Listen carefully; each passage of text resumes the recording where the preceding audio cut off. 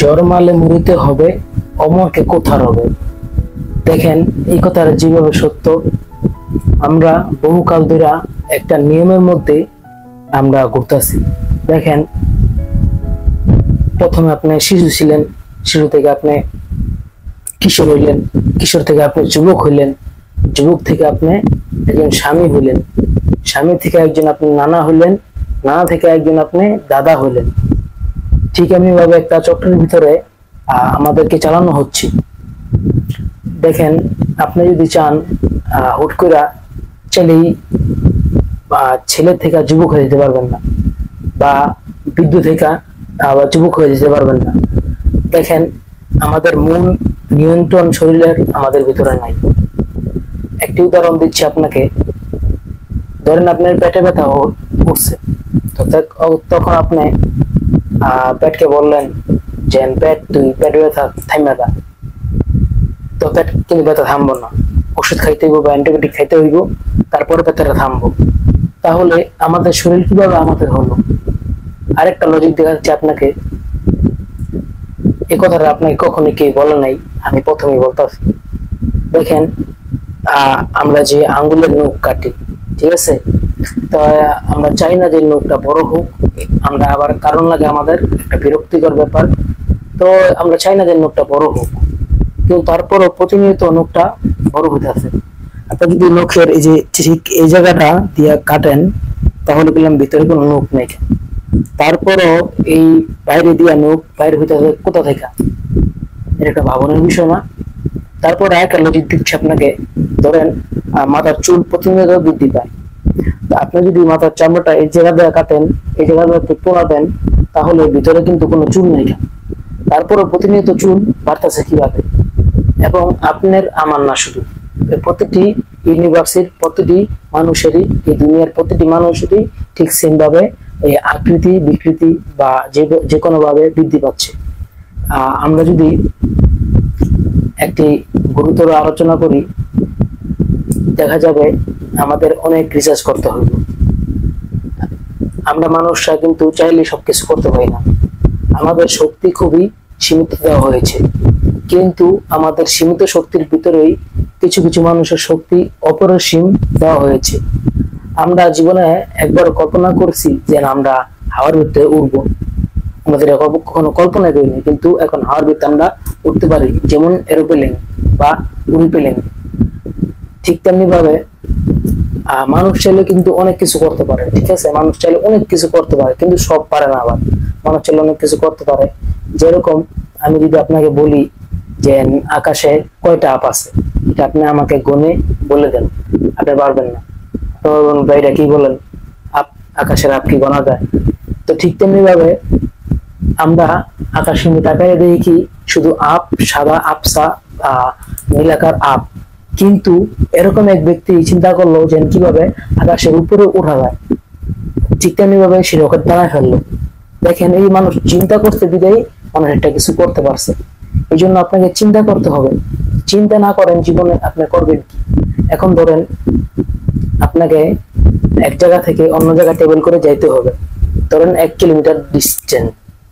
ঠিক তেমনি ভাবে আপনি যদি 1 কিলোমিটার যেতে চান, তাহলে আপনার মনে মনে আগে ভাবতে হইব যে আমি ওই জায়গায় যাবো, সেই জন্য কিন্তু আপনার পাও চলবো।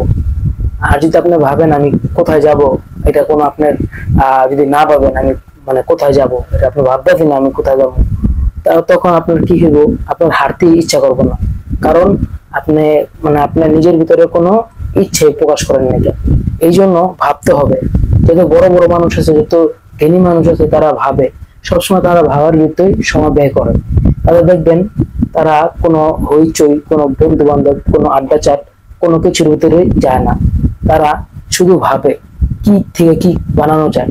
দেখেন আমরা প্রথম আগে হাত পাখা দিয়ে বাতাস মানে খেতাম, তারপর আমরা আসলাম তেল দিয়ে এক পদের ফ্যান চলতো। আগে এটা প্রাচীন ফ্যান, ওই ফ্যান চলতো, ওইটা দিয়ে বাতাস লাগতো। এখন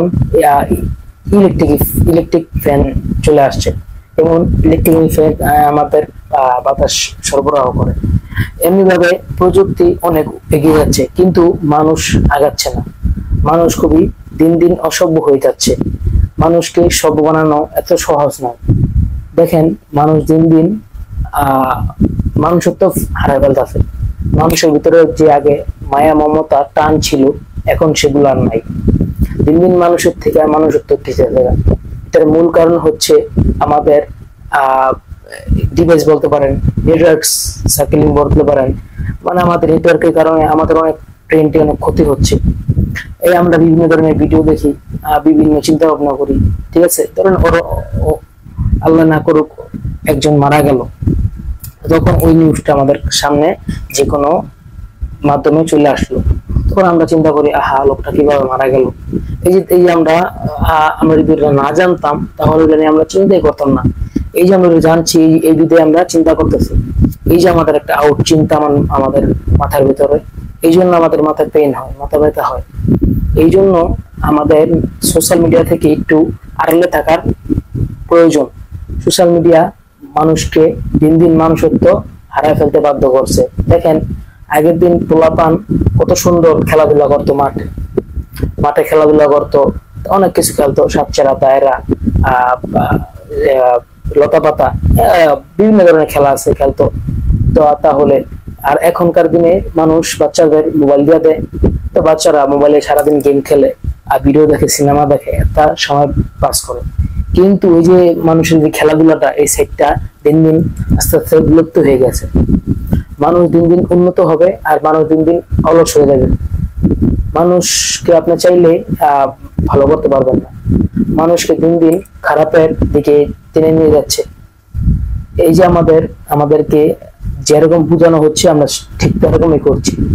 ধরেন আমরা আজকে মোবাইলে দেখলাম একটি সুন্দর সে টি শার্ট পরেছে, তার ভিতরে কত সুন্দর লেখা। তো আমরা মনে মনে ভাবি আমারও তো ওরকম একটা টি শার্ট থাকতে পারতো, বা আমার ওরকম একটা টি শার্ট নাইকা। হ্যাঁ, আর আমরা এরকম ভাববা নেই নিজের মনকে, এবং নিজের মন থেকে প্রতিনিয়ত আমাদের শরীরকে ক্ষতি করতে থাকি, আমরা দুশ্চিন্তা করতে থাকি। এই দুশ্চিন্তা আমার মাথাদের অনেক ব্যথা করে এবং আমাদের মাথা অনেক শক্তি ক্ষয় হয়। আমরা দুশ্চিন্তা থেকে বেঁচে থাকা অত সম্ভব নয়, কেননা এই যে ডিভাইস গুলো আমাদের অনেক ক্ষতি করছে।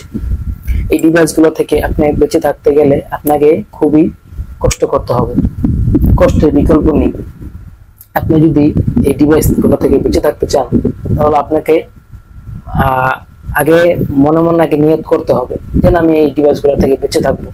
দেখেন আপনি যদি দিন দিন মানুষত্ব হারায় ফেলতেছে, এখন আপনি আমি যদি হারায় ফেলাই, দিন দিন যদি মানুষত্ব উঠে জায়গা, তাহলে কি হবে এই সভ্য সমাজে। এখন দিন দিন মানুষ অসভ্য হয়ে যাচ্ছে। মানুষকে সভ্য বানাতে গেলে আমাদের আগে নেটওয়ার্ক সিস্টেমটা আগে আমাদের পরিবর্তন করতে হবে। এখন নেটওয়ার্কে যে সুন্দরভাবে কি বলবো খারাপ ছবি দেখা যায়, আগে এরকম মানুষ জানতোই না যে মোবাইল বলতে একটা জিনিস আছে, মোবাইলে এত কিছু করা যায়, মোবাইলে চাইলে আপনি ভিডিও শুট করতে পারবেন, অনেক অনেক ব্যাপার এটা আগে মানুষ জানতোই না। কিন্তু এই যে এখন মানুষের ব্রেনে এরকম ভাবে এই জিনিসটা ঢুকানো দেওয়া হয়েছে, দেখেন এই জন্য সংসার ভেঙে দিতেছে। বউ চাইতেছে টিকটক করতে, স্বামী চাইতেছে না ওরা করুক, কিন্তু বউ চাইতেছে ওরা করুক, এই জন্য অনেক সংসার ভেঙে দিতেছে। ঠিক তেমনি ভাবে এই সোশ্যাল মিডিয়া নানান ভাবে আমাদের ক্ষতির দিকে টেনে নিচ্ছে। দেখেন মহিলাদেরকে এই যে টিভি একটা সিন বারে বারে দেখায়, এতে তাদের ব্রেনটা শর্ট হয়ে যায়, তারা ঝগড়া করতে চায়, তারা নাটকে যেরকম দেখে সেরকম করতে চায়। এই যে আমাদেরকে বোকা বানানো হইতেছে, এই থেকে আমরা পরিত্রাণ পাওয়াটা খুবই কষ্টের ব্যাপার। এ থেকে পরিত্রাণ পাইতে হলে আগে আপনাকে নিজেকে সত্য করতে হবে। নিজেকে যদি সত্য করতে পারেন তাহলে আপনি এর থেকে পরিত্রাণ পাইতে পারেন। আগের দিনের মানুষ কত সুন্দর হাসছে, খেলছে, ঘুরছে ফিরছে, এরকম মোবাইল ছিল না, তো এত ইন্টারনেট ছিল না, তো ফাস্ট নেটওয়ার্ক ছিল না, তাতে কি হয়েছে? তারা কি মারা গেছে? তারা আমাদের থেকে বেশি বাঁচে ভাই, তারা 70 বছর বাঁচে, আপনার আমি কয় বছর বাঁচবো? তারা 100 বছর বাঁচে, আপনার আমি কয় বছর বাঁচবো? তারা সুন্দর মতো জীবনযাপন করছে, তারা 70 বছর স্ট্রং থাকছে, কিন্তু আপনার আমি 30 বছর 35 বছর 40 বছর হইলে স্ট্রং থাকতে পারি না। কেন ভাই? এই যে ডিভাইস, এই ইলেকট্রনিক জিনিস আমাদের বিশাল ক্ষতি করছে। দেখেন চোখ দুটোকে ওই ব্লু আলো থেকে আমাদের চোখে অনেক ক্ষতি করছে। এই তেমনিভাবে আমরা মোবাইলে অনেক অনেক কিছু টিপি, অনেক কিছু দেখি, এইভাবেও আমাদের ব্রেনটি অনেক সমস্যা করতেছে। যেমন আপনি একটা জিনিস টিপতেছেন, একটা জিনিস দেখছেন, তো জিনিসটা আপনার মেমোরি থেকে থাকা, আবার একটা জিনিস একটা আওয়াজ শুনছেন, আপনার ব্রেনটা থেকে থাকা। এই যে আপনার ব্রেনটা অনেকটা বলতে পারেন মেমোরি কার্ডের মতো। মেমোরি কার্ড অনেকটা হয় না, গান লোড করানো যায়, ঠিক তেমনি ভাবে আমাদের ব্রেনটা, এই ব্রেনটার ভিতরে আপনি ওই ওই সিনগুলা সব মেমোরি হয়ে থাকে। তো যখন আপনি ঘুমান তাহলে ওটা রিফ্রেশ হয়, কিন্তু এছাড়া ওই যে ব্রেনটা থাকে ওটা আপনাকে চাপ ক্রিয়েট করে। দেখেন অনেক মানুষ আছে অনেক সতেজ থাকে, তারা সতেজ থাকে কিভাবে? তারা সতেজ থাকে একটি কারণ, তারা মানে অন্য কোনো চিন্তা ভাবনা যায় না, তারা সোশ্যাল মিডিয়া থেকে একটু কমই থাকে। সোশ্যাল মিডিয়া খুবই ভয়ঙ্কর, আপনি এর থেকে বেঁচে থাকেন এবং আপনার পাশের ভাইকেও বাঁচায় রাখেন। ধন্যবাদ।